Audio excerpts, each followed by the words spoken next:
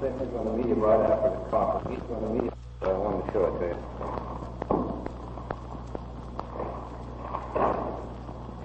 Ray.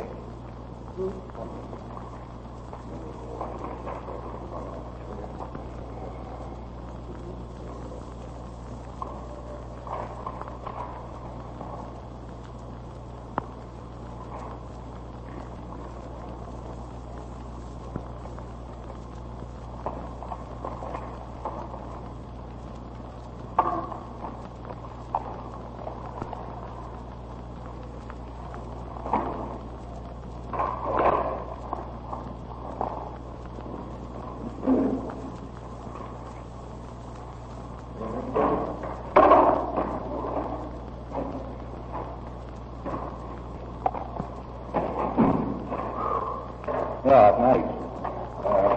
There's a more questions. Some good stories you did here. That's right. Good. By the way, he tells me the first came out yesterday. The what? The first came out yesterday with a signed piece. But what? Well, that is. Oh. Good? Yes. I just gave him the DI story. The first week. But he shut off. How he got his amortization arrangements made it possible.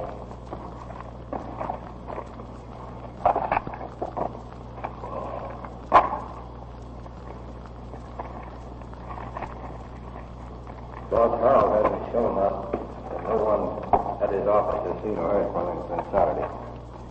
So, not being able to reach him personally today, I called over Mike Strauss, and I went through the whole story from the record to written record with Mike. I told Mike to take his automobile and drive out home, and to tell him the last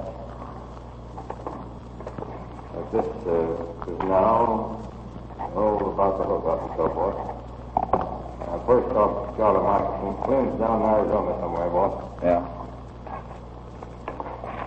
Charlie said they'd go for the half an hour. I'll give him 15 minutes if he wanted it. Good. Yeah. Sure.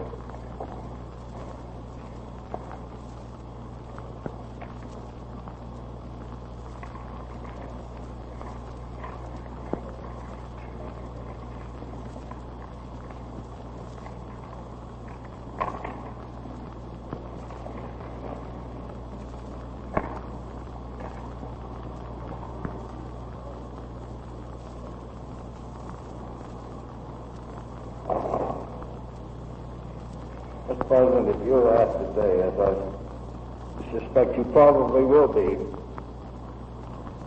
about Bob Jackson's opinion on war contracts, I think you can tell him that Mr. Jackson made a very able argument and presented the story in its entirety to the House committee today. And he did. Yeah. Patterson did too. Yeah. And the Navy folks were there. Bob made a hell of a good argument. Good. And they're all in line on it. And Hillman was there, and he testified. Good. Good. So, just stand on that. Cincinnati won the series today, sir. 2-1. Good. Good. Good. That's right. I just had my little hunch. I did too. I don't know where I am, though. But I know I can't lose. That's all right. You ready, boss? Yes, sir.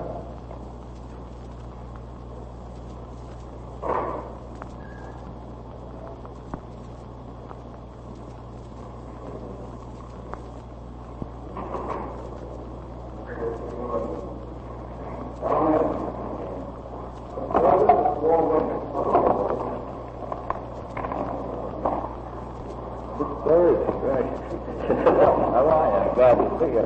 How have you been? Glad to go.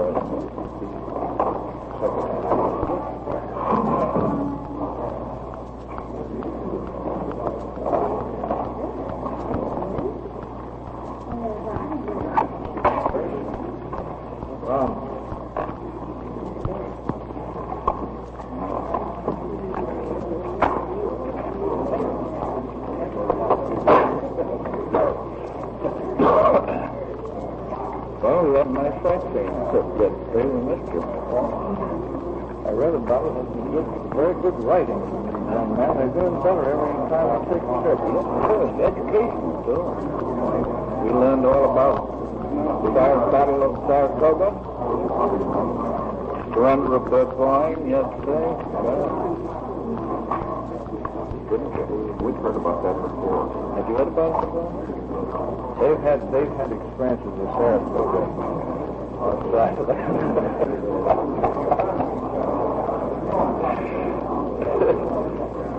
That'd be said to be an expensive place, you know.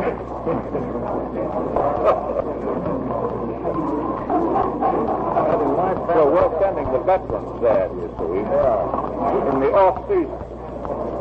Well, that's a poor man.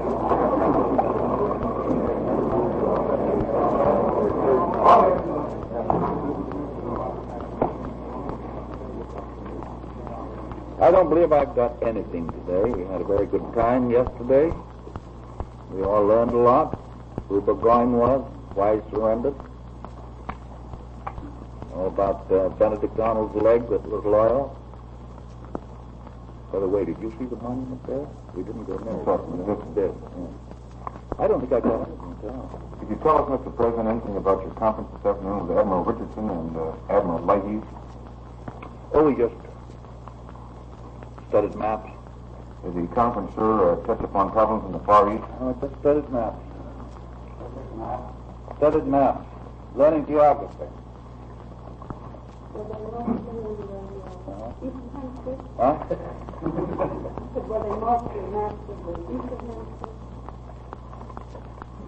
All three hemispheres. Mr. President, does the presence of Mr. Leahy in the conference indicate that he might be called back into active service, sir? No, we're finding out about Puerto Rico.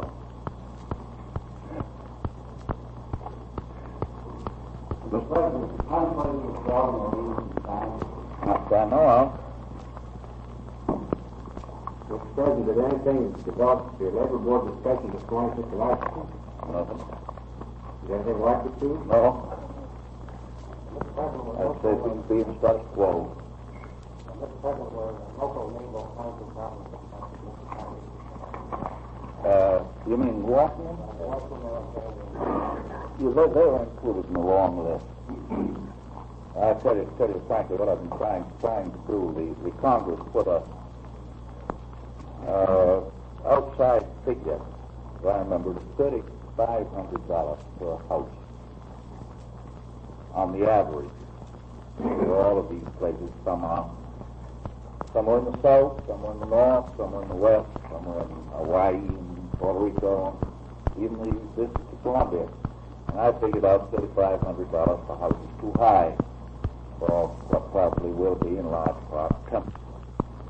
So we've been having a little argument for about a month on how we can reduce that figure. Now we seem to have got it pretty well reduced, except in some places where the cost of land and the cost of living and the cost of labor is materials is very, very high. But I think you can say fairly that the average of this Navy housing will be probably nearer $2,800 than $3,500, which means a saving to the government of about $700 per house, which is not bad considering that they are essentially temporary houses. What do they call a house? Huh? What is a house? Well, I'd put it this way. It's the design is, you know what a Cape Cod cottage looks like? It's a one-story building. That's the easiest way. And the average of these would be about 26 feet square. Not 26 square feet, but 26 feet square. In other words, some of them may be 24 by 28. But about an average of 26 feet each way, and they contain, again on the average, 2 bedrooms, little bedrooms, 1 sitting room, 1 bathroom, and 1 combination, what do you call it now, a dinette, and in the kitchen, No, that's it. Will it be individual office or roll office? Most of them would be individual. In some cases, there would be duplex. In some cases, three apartments of essentially the same size. If I may become extremely local, the question of changing the U.S. local housing project from Alexandria into a housing project from the torpedo plant where it's come up. I couldn't tell you about that part of it. There was a project for Alexandria in this long list. Now, whether it was changing the USHA project into a Navy project, I don't know. Mr. President, after his conference with you this morning, Lord Lothian said that his information seemed to indicate a general crisis in the Far East to be imminent. Do you have any information to that same general direction? Why did you have to ask the State Department about that?